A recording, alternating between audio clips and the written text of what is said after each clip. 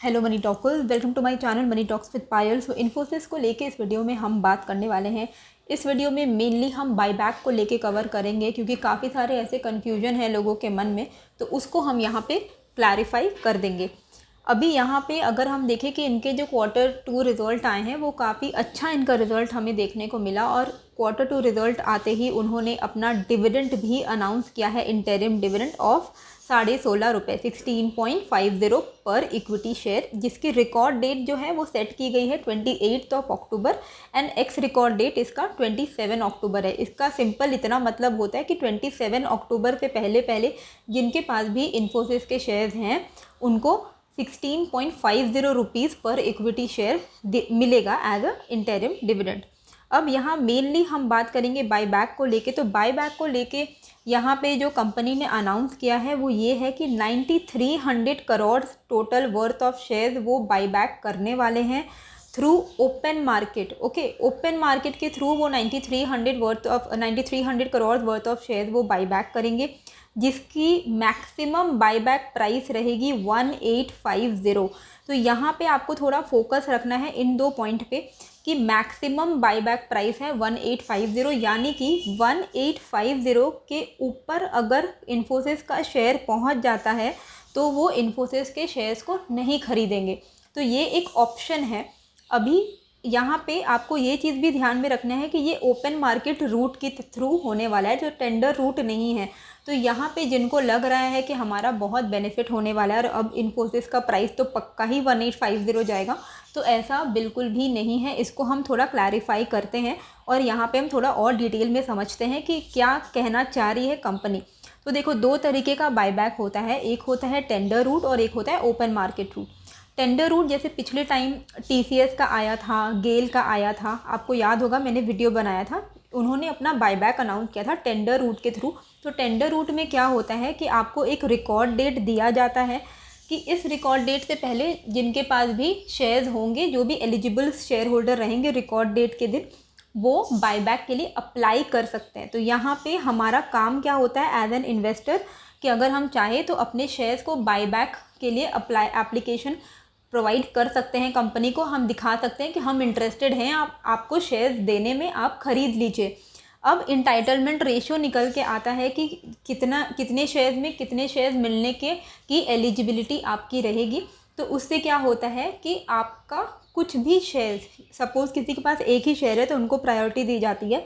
तो अगर किसी के पास एक शेयर है तो उनका एक शेयर पूरा बायबैक हो जाता है, कंपनी ले लेती है और वो एक प्राइस भी अनाउंस करती है बायबैक के वक्त में टेंडर रूट में। जैसे TCS ने 4500 रुपीज़ अनाउंस किया था, विच मीन्स कि अगर आपने TCS को बायबैक के लिए दिया तो कंपनी ने आपको उसके बदले में 4500 रुपीज़ दे दिए, आपके बैंक अकाउंट में वो डायरेक्टली आ गया। तो यहाँ पे क्या हुआ, आपको बेनिफिट हुआ, शॉर्ट बेनिफिट आपको मिल गया। ओपन मार्केट रूट में एज सच कोई भी रिकॉर्ड डेट नहीं होता है, यहाँ पे विंडो होता है। रिकॉर्ड डेट इसीलिए नहीं है क्योंकि आपसे पर्टिकुलरली वो नहीं ले रहे हैं, वो मार्केट में जैसे आप नॉर्मली मार्केट से ख़रीदते हो कोई शेयर और बेचते हो, वैसे इन्फोसिस भी मार्केट में आएगा और ख़रीदेगा। तो आपको नहीं पता है कि आप जब सेल कर रहे हो इन्फोसिस को तो आपका बायर कौन है, सेलर कौन है। तो यू विल नॉट नो कि इन्फोसिस ने आपके शेयर्स को ख़रीदे हैं या नहीं। तो इसमें कोई भी रिकॉर्ड डेट नहीं है, इसमें विंडो है। विंडो का मतलब ये है कि कंपनी अनाउंस करेगी कि ये इस विंडो पीरियड में, सपोज़ उसने अनाउंस किया कि वो मान लो कि 15 नवंबर से वो बायबैक शुरू करेगी ओपन मार्केट के थ्रू, और उसने विंडो रखा है। तो 15 नवंबर का इसका मतलब हुआ कि वो 15 नवंबर से मार्केट से शेयर उठाना शुरू करेगी 9300 करोड़, जब तक उसके खर्च नहीं हो जाते। इसका मैक्सिमम अमाउंट कितना है, कंपनी ने 9300 करोड़ को साइड करके रखा हुआ है कि वो 9300 करोड़ वर्थ ऑफ शेयर्स खरीदेगी। तो जब तक 15 नवंबर से लेके जब तक इनका 9300 करोड़ एग्जॉस्ट नहीं हो जाता है, वो शेयर्स को ख़रीदते रहेंगे धीरे धीरे। तो ऐसा नहीं है कि एक ही दिन में वो आए और 9300 करोड़ का शेयर्स उन्होंने ख़रीद लिया। तो एक दिन में नहीं होता है, वरना तो प्राइस बहुत ही ज़्यादा शूट अप हो जाएगा। तो ऐसा बिल्कुल भी नहीं होगा। Every day they will come. Window जैसे ही शुरू होगा वो वहाँ, अभी विंडो की डेट ये मैंने आपको हाइपोथेटिकल बताई है, इसका डेट आना बाकी है तो मैं डिटेल्स आपको बता दूंगी। तो जो भी विंडो शुरू होगा वो शुरू करेंगे, एवरीडे वो मार्केट से कुछ शेयर उठाएंगे जब तक शेयर का प्राइस 1850 के नीचे है। उनका मैक्सिमम बाइंग प्राइस 1850 है। ये कंपनी ने क्लैरिफाई कर दिया है कि 1850 के ऊपर हम नहीं खरीदेंगे अपना शेयर। 1850 के नीचे जब तक है तब तक हम लोग खरीदते रहेंगे, जब तक 9300 करोड़ हमारे कम्प्लीटली खर्च नहीं हो जाते। सपोज़ कि कुछ दिन हो गए और वो बाईबैक करते जा रहे हैं ओपन मार्केट से और 6000 करोड़ के उन्होंने शेयर्स खरीद लिए हैं और अब इन्फोसिस का प्राइस पहुंच गया है 1900 रुपीज़, तो वो अब और बाईबैक नहीं करेंगे। तो जो भी उनके जो सरप्लस अमाउंट है वो उसको रहने देंगे, अब वो और बाईबैक नहीं करेंगे। तो होप आपको ये जो क्लैरिफिकेशन है वो मिल गई होगी। तो यहाँ पे बेनिफिट जो होता है टेंडर रूट में ज़्यादा होता है, क्योंकि हमें पता होता है। सपोज़ अभी इन्फोसिस का रेट चल रहा है, यहाँ पे अगर हम देख सकते हैं कि इन्फोसिस का रेट चल रहा है 1500 के आसपास। अगर इन्फोसिस बोलती कि 1850 हम टेंडर रूट के थ्रू करेंगे, तब हम लोग क्या कर सकते थे कि यहाँ पे अप्लाई करते, तो हमारा जितना भी एक्सेप्ट होता बाईबैक के लिए शेयर्स, हमें पर शेयर में अप्रॉक्सीमेटली 400 पर शेयर्स का तो प्रॉफिट श्योर शॉट हो ही जाता। पर क्योंकि ये ओपन मार्केट के थ्रू कर रही है, तो मार्केट में कौन आ रहा है कौन जा रहा है हमें नहीं पता। तो उस वक्त ज़रूरी नहीं है कि शेयर प्राइस 1850 बढ़ेगा या उसके ऊपर जाएगा या फिर घट जाएगा। तो कंपनी के लिए तो और अच्छा है कि अगर शेयर का प्राइस अब गिर जाएगा तो कंपनी को सस्ते में अपना शेयर मिलेगा। तो ऐसी कोई भी मतलब सर्टेनिटी नहीं है कि शेयर का जो प्राइस है वो 1850 जाएगा ही जाएगा। लेकिन आज के दिन जैसे ही बाईबैक अनाउंस हुआ और डिविडेंड अनाउंस हुआ और Q2 रिजल्ट अनाउंस हुआ, तो आज का आप देख सकते हो कि काफ़ी अच्छा जंप हमें शेयर में एक देखने को मिला।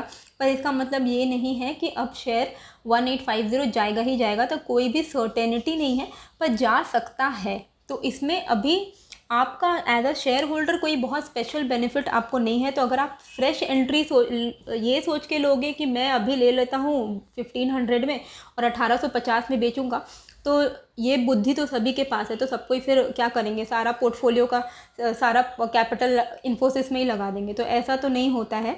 तो इसीलिए यहाँ पे ओपन मार्केट में बेसिकली आपको कुछ नहीं करना है, आप बस जैसा आपका पोर्टफोलियो है उसको रहने दीजिए। 1850 जाता है, आपको बेचने का मन होगा बेच दीजिएगा, वरना कंपनी के फंडामेंटल्स और अच्छे हो ही रहे हैं, हमेशा से ही अच्छे थे और अच्छे हो रहे हैं, क्योंकि अभी इनका परफॉर्मेंस जो है, फिनेंशियल जो उनका रिजल्ट्स आ रहा है वो भी अभी इम्प्रूव हो रहा है।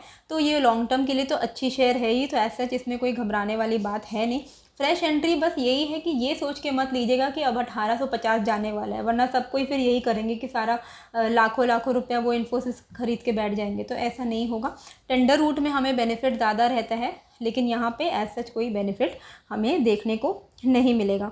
तो होप आपको ये जो वीडियो है वो अच्छी लगी होगी। कैसी लगी मुझे कमेंट करके ज़रूर बताइएगा। एंड आपका कोई भी अगर डाउट रह गया है तो वो भी आप मुझे ज़रूर से बताइएगा। मिलते हैं फिर एक नए वीडियो के साथ। नए हो तो सब्सक्राइब कर दीजिएगा।